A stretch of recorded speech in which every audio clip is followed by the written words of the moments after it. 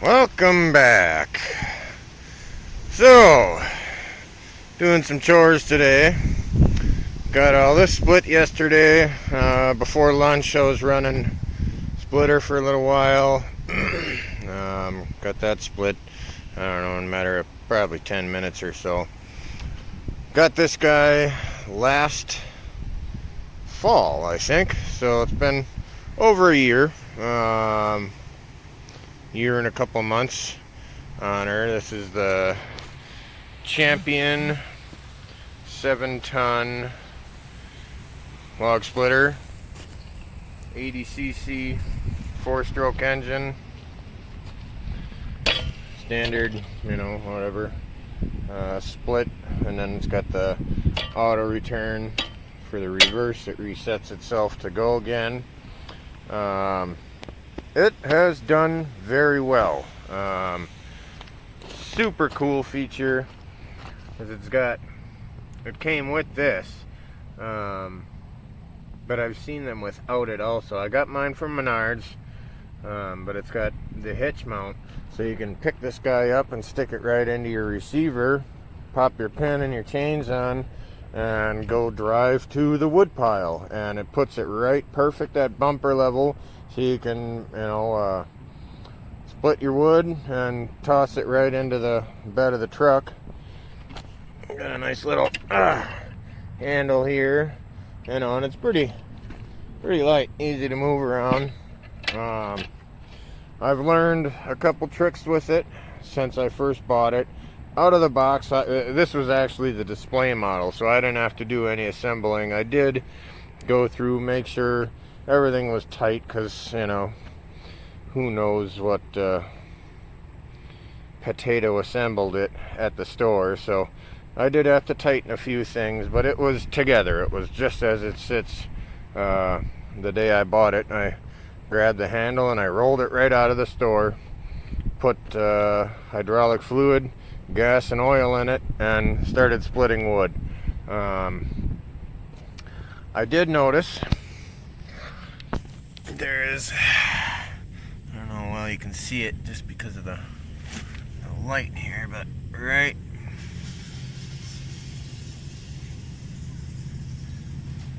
what in the hell was that? I think somebody just lost a trailer. Anyways, right here there's a bleed valve, and I don't know if it's for bubbles in the fluid or what, but your beam here is the reservoir for the hydraulic fluid.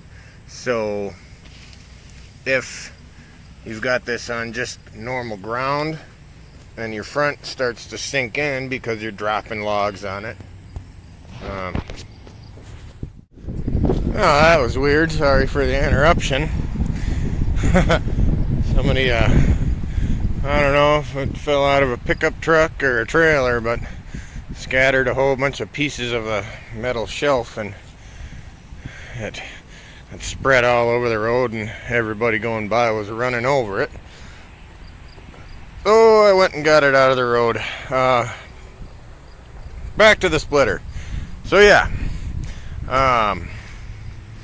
if you got the nose in the ground and she starts sinking in, out of that bleed valve, you're going to start seeing oil spitting all over the place. On the compression and the retraction cycle, you just start losing fluid. Happened to me a couple of times. I didn't notice how far forward she was starting to lean, because it was, the front foot there. They could use a little bit bigger foot, but whatever. Very simple fix. Put a pad underneath it, and just keep the nose elevated, and then all the oil stays on the back side. Then you don't get any bubbles in your return line, and you're not sucking any air into your pump, because that's a good way to fry a pump. So and then also you got right here, you can turn your engine up or down. If I did notice it moves a little bit faster if you wind her up. but it seems like it's got more power if you just grab yourself a screwdriver and, the first time you're running it, dial it in. They don't come set perfect. You can dial that up or down. If you're not splitting, big stuff like this, then it doesn't matter. If you're just doing little stuff and you want to get through it faster, go ahead and crank her up. But what happens when you crank her up is there's a spring in here that goes to the throttle, and it'll sit here going wow, wow, wow, wow, wow when you got her turned up too high. So to compensate for that, you got a little idle set screw in there, and you can turn that up a little bit so it's at least not bouncing so much, and it'll hold that RPM.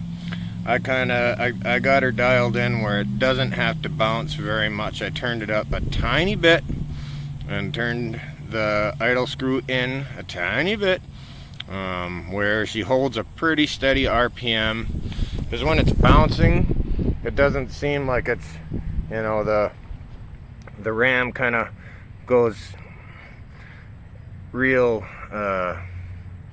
not smooth. The word is escaping me right now, but the engine is great. It's amazing how long this will run with a tank of gas. I think that's like a half gallon that goes in there. This whole pile here, I'm 6'2", and that highest piece is just about at my chin height, and I've got this spread out on 4 big pallets, just keeping it off of the ground. That's all of 4 phase cords there. That's a full cord plus, and I filled it up when I started yesterday, and there was still gas in it. I probably could have split for another half an hour. It was really humid, and the mosquitoes were just hammering me, so I eventually gave up. I have yet to fill this tank and run it until it goes empty. I usually either run out of wood to split, or I just get exhausted. So this is the rest of what I've got to split. We've had a lot of rain lately, and it's just sitting on the ground and wet, and there's bugs and stuff, and the brush was starting to grow over it, so it wasn't getting the breeze or the sun drying out the way I would want it to. And just with the sawdust piled up and stuff, it's sitting here. The bottom, see, that one is pretty rough shape. I rely on wood. I heat my house 100% with wood, my house and my water, so throwing wood away here is just silly. So I gotta get to it. It's been a busy summer, so I put it off. I'm gonna get to work, keep on splitting, but we're almost a year and a half in on this splitter. I've split probably over 30. We're probably running up on 40 phase cords with it already. Maybe I filled the tank 10 times, maybe. It's amazingly efficient. So I'll set up a frame lapse, and hopefully the camera doesn't fall over, because I don't know, maybe I can find my tripod, and I'll just I'll run her for a little bit, and we can watch this pile grow. I'll run her for probably 20-30 minutes, which will probably end up being a 30-second frame lapse. And we'll see what we can do. We'll check the gas level right now. It's probably still full. Yep, full. I had her right up to that line is just barely below it, and that split all that. That's probably 4 wheelbarrows full right there. That's a couple days of heat. So we'll get to work here, and we can see what she does.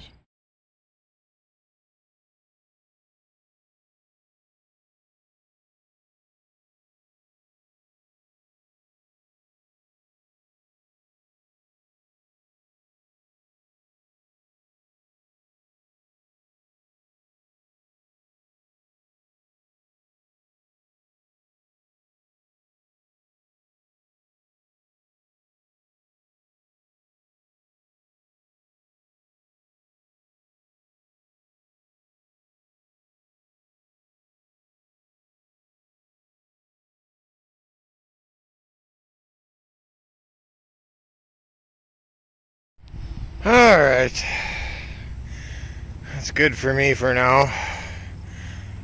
I'm gonna keep working on this, but I usually work a little bit slower. I'm sweating my balls off here. I got a good chunk knocked out of this pile, quadrupled the size of that pile. You know, that's almost as big as that. And you know, I had no problem with these big guys. That's hard maple right there. But you know, this has been sitting all summer. If this was green, she probably would have struggled with it. You know, the blade, when it's green, the wood will dive into the blade, and when you see water squishing out, that's generally a bad thing. It has a harder time with green wood than fairly dry. You know, this is obviously not seasoned. This will dry way faster now that it's split. But nice thing about letting it sit for a while is you start to get these cracks in it. So you pick a crack. So I'll line up the blade on that.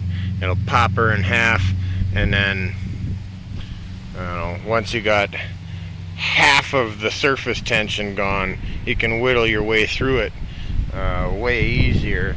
But you know, just about all these big guys got big huge knots in them, and what I've figured out is if you split from the side with the knot, you know, like when I throw this one on, alright, I'm gonna pop this in half on that crack, and then when I lay it back down, I'm going to place the blade right here so it rips that knot right off. And something about the pressure from that side works out better than from the other side. It seems to get bound up if you try to take the knot from the other side.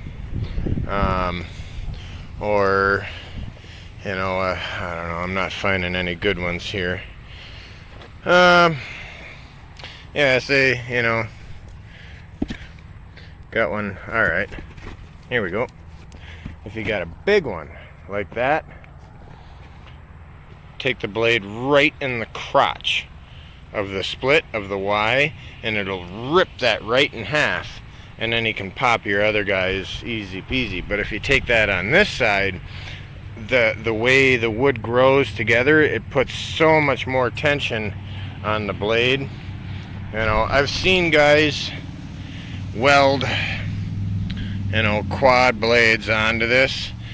If you're only splitting 4 to 6 inch stuff, no problem. But if you put a quad blade on it and try to run that through it, it's a small splitter. It's a 7-ton. It's not a 27-ton. It's a 7-ton with a 3 horsepower motor. It will not push that through a quad blade. It won't do it. The only reason this thing works so damn good is because this blade is razor sharp. I've yet to sharpen it. I oil it up every time I run it. I got a can of white lithium grease. I spray the rail, I spray the ram, and I spray the blade every time I start and finish. I did that before I was recording, so that's why you didn't see that. But you know, keep it oiled, keep it from rusting, and that blade will stay nice and sharp. But that's one of the main reasons this thing works so damn good, is that blade is super sharp. So it just forces its way in, and once it gets in a couple of inches, it just pops it, you know. And these are big pieces. That's all of 14 inches of hard maple. You know, all the rest of these little guys, that's ash. Ash is real stringy wood. Let me find one of those. They're buried in all the maple. Here we go. You know, so it's real stringy. It's hardwood. Oh, there's another one. You know, but that the grain isn't smooth like, you know, something like this. The blade's only got to go in there to about here, and it pops it, and I can just rip it open the rest of the way. This guy, yeah, that's a birch with 2 knots in it. I got to push that one all the way through, and sometimes they get jammed up at the end because the ram doesn't go all the way to the blade. It gets to about here, and sometimes if I got a big piece of birch, it'll get jammed up right here. So then the thing to do is take a little shorty, pull your ram back. You know, you can try to boom kick it off, but if you take a shorty and pile that through, it'll push the big piece of stringy shit off at the end, and it'll split that one at the same time. And then you can pick your other guy back up and break it down the rest of the way. But you know, this was $4.99 on the floor. I walked in, you know, with tax, it came to, you know, $4.20 something, or $5.20 something, and with oil and hydraulic fluid, under $600. It was two and maybe a half gallons of hydraulic fluid. I forget exactly, but it was under 600 for a gas-powered splitter. And you know, if you've watched any of my videos, my house is off the grid. I run everything off of wind turbine and solar. So I'm 100% off the grid. I'm not gonna walk all the way over there, but my wires are disconnected at the pole and my meters are removed. Local utility service got upset with me because I refused to reconnect. I told them to take the meters off of my house, and they came and took them off. How about that? So the gas and electrical meters, the smart meters broadcasting Wi-Fi into my house, are gone. Win-win, and we're 100% responsible for our own energy. But you know, what was this? This was 20 minutes of splitting. That's almost a month's worth of heat there, you know. With what I got back there, this, when I finish splitting this is almost my whole winter's worth of heat. You know, just about. This will get me through the bad months into early spring. This will probably get me to March. And if I manage to gather up a couple more logs, make another pile like that, you know, another 20 minutes worth of work. Okay, 40 minutes, 20 minutes to cut it up with the chainsaw, 20 minutes to split it, and then I pay my daughters to stack it. They are my designated wood stackers. They stack all of my wood outside to let it dry, and then when we move it inside, they stack it in the basement. They do a good job. It gives them sense of pitching in, and they're hard-working girls, 7, 14, and 15. And yeah, they work. They work harder than most young boys I have had the chance to meet. It's good to get the kids involved and help them be a part of it, and they appreciate what goes into it. They appreciate that heat. Wood heat is irreplaceable. When I first acquired this place, we ran the furnace for 2 winters, and we generated $3,500 utility bills getting through the winter, because it's an old house. It's a 100-year-old house. It's got single pane windows. Windows are expensive. That furnace never kicked off. It would kick off long enough to hear it quiet down. You'd hear the vents collapse, and you'd hear it fire right back up, and just listening to money burn all winter long, I couldn't do it. So I made friends with a couple of the local wood services, tree removal and such, and I didn't have to do any work other than process this. They pull in my yard and boom, drop a pile right there. I process it, file it away. Now that they see the pile is gone, I'll bet you in the next week they'll come and drop another pile. I haven't had to pay for a single stick, and we'll be going on 3 years, but I've probably got $10 in fuel between running the splitter and the chainsaw, and I probably invest about 20 hours a year to get all my wood processed, stacked, dry, moved into the house, restacked, and then once it's moved into the house, I'm good. I don't have to worry about heat. I feed the wood furnace most of the winter. I can get by on feeding it twice a day, once in the morning, once before bed, or after dinner or so, and that keeps us around 72 degrees. 72 to, if I feed it more than that, then it ends up getting up to like 80, which is kind of hot, uncomfortably hot, honestly. In the bad months, January and February, I gotta feed her 3, sometimes 4. If the wind is just a cracking, if we got 30-mile-an-hour wind and it's minus 30 outside, yep, I gotta feed her 4 times a day. So we in January and February, we went through the wood twice as fast as the rest of the year. But other than that, we can get by just fine, and that keeps the water 140, 150 degrees, and the house above 70 all winter long for,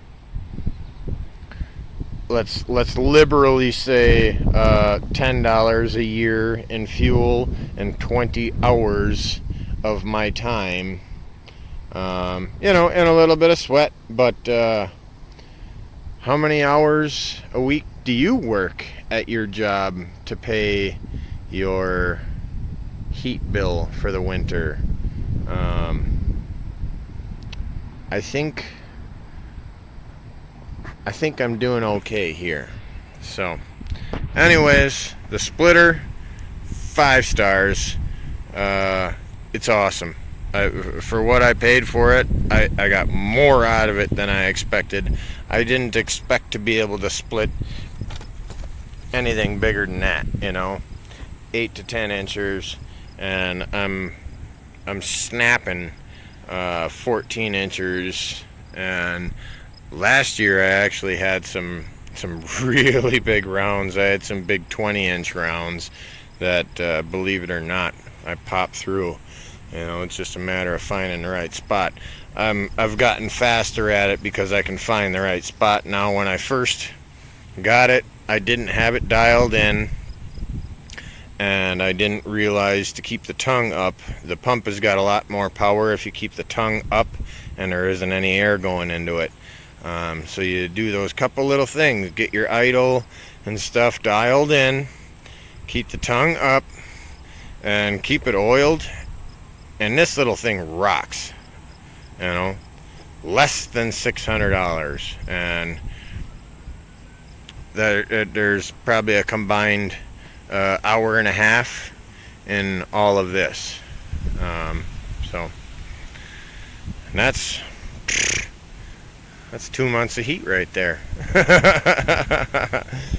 Anyways, thanks for watching. God bless you.